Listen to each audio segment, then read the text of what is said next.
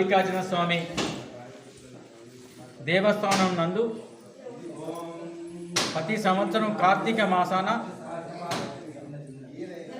పూజలు నిర్వహించడం జరుగుతుంది. వనభోజనాలు మిగతా ప్రతి వాళ్ళు ఈ కార్తీక మాసాన భక్తి శ్రద్ధలతో అందరు భక్తులు వచ్చి పూజ చేయడం జరుగుతుంది. దీపారాధన కానీ బిల్వార్చన కానీ మిగతా కార్యక్రమాలు నిర్వహించుకోవడం జరుగుతుంది. ఈనాటి నుంచి కాదు, ఆనాడు కాకతీయుల నుండి ఈ దేవస్థానం ఆనాడు కాకతీయుల నాడే నిర్మించడం జరిగింది.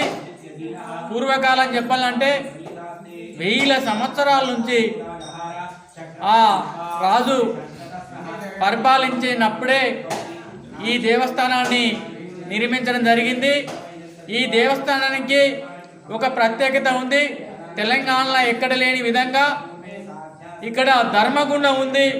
ఆ ధర్మగుండం చెప్పాలంటే 7 మంచాల నులుక వేసిన ధర్మగుండం ఇప్పటి వరకు చూసిన వాళ్ళు లేరు. అక్కడ ఎవరన్నా ఎటువంటి తప్పులు చేసినా, ఎటువంటి అంటు ముట్టు కానీ వచ్చినా ఆ భగవంతుడు ఇప్పటివరకు ఎవరిని క్షమించలేదు. తేనె తీగలు తేని భగవంతుడు వెంటనే శిక్షలు వేసేవారు. మరి ఇక్కడ భక్తి శ్రద్ధలతోని ప్రతి భక్తులు ఇక్కడికి వస్తారు. మరి మేము ఒకటే ఆ భగవంతుని దేవుని దయ వల్ల ఇక్కడ ఇప్పటి వరకు పోయిన ప్రభుత్వంలో కొంత అభివృద్ధి జరిగింది. ఇంకా చాలా అభివృద్ధి జరగాలని కోరుకోవడం జరుగుతుంది. ఈ దేవస్థానానికి ఎవరైతే కష్టపడి పనిచేసిల్లో, ఫండ్స్ తెచ్చిల్లో వారందరూ ఆరోగ్యాలతో ఉండాలని కోరుకోవడం జరుగుతుంది. ఎమ్మెల్సీలు కావచ్చు, ఎమ్మెల్యేలు కావచ్చు, జడ్పీటీసీలు కావచ్చు, ఎంపీటీసీలు కావచ్చు, సర్పంచ్లు కావచ్చు, ఈ పుణ్యక్షేత్రానికి ప్రజలందరూ ఆరోగ్యాలతో ఉండాలని కోరుకోవడం జరుగుతుంది. మరి ఇంకా ఈ పుణ్యక్షేత్రానికి చాలా చేయవలసిన అవసరం ఉంది. ఇప్పుడు ప్రభుత్వం దృష్టికి తీసుకువెళ్ళి ఘాటు రోడ్డు కానీ ఇంకా రైలింగ్ కొంత పెండింగ్ ఉంది. ఇంకా పై వరకు చేయవలసిన అవసరం ఉంది. గెస్ట్ హౌస్లు కానీ ఇవన్నీ అభివృద్ధి చేసుకోవాల్సిన అవసరం ఉంది.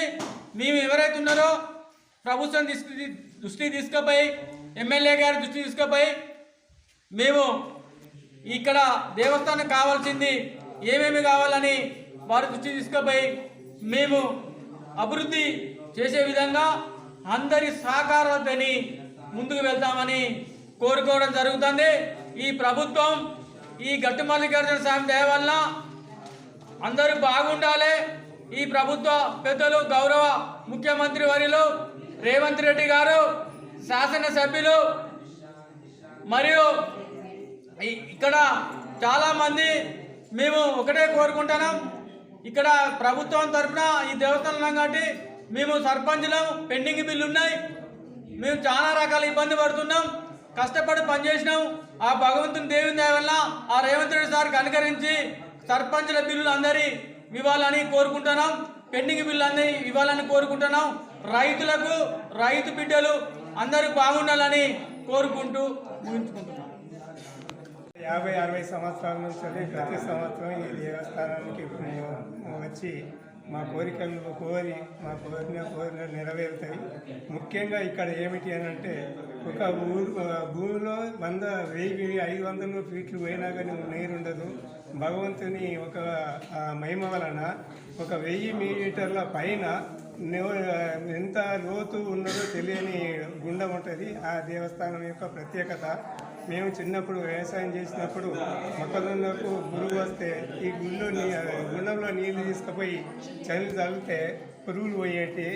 తర్వాత ఎడ్లకు గోమరు పడితే తగ్గిపోయేటివి. ఇది మా యొక్క భక్తి శ్రద్ధలతోనే మేము పూర్తి అనుభవంతో చెప్తున్నాం. ఈ దేవుని మహిమ వెలకట్టలేనిది. ఇక్కడ డెవలప్మెంట్ చాలా కావలసి ఉంది.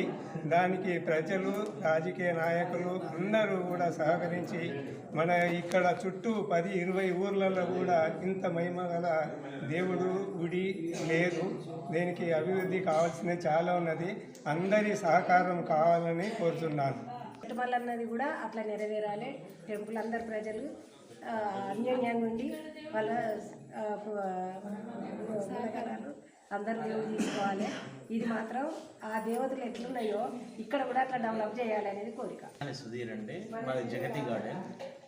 గత మా నానమ్మ దగ్గర నుంచి కూడా మాకు మా ఇలవేల్పు దేవుడు అండి.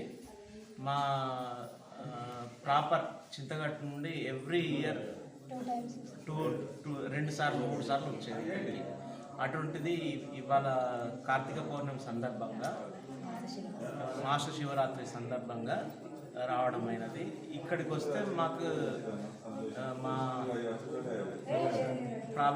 ప్రాబ్లమ్స్ అన్నీ తీరినట్టుంటే మనశ్శాంతిగా ఉంటుంది. ఎటువంటి ఇబ్బందులు ఉన్నా కూడా తీరినట్టుగా తృప్తిగా ఉంటుంది. ఈ టెంపుల్ ఇంకా డెవలప్ చేసి గవర్నమెంట్ ఫండ్స్ ఇచ్చి పెద్ద ఎత్తున ఫండ్స్ ఇచ్చి డెవలప్ చేస్తే చాలా బాగుంటుంది. ఇక్కడ చుట్టుపక్కల ఊర్ల నుండి కూడా చాలామంది భక్తులు వస్తారు. ఇంకా డెవలప్మెంట్ చేయాలనేది గవర్నమెంట్ వారిని కోరుకుంటున్నాను.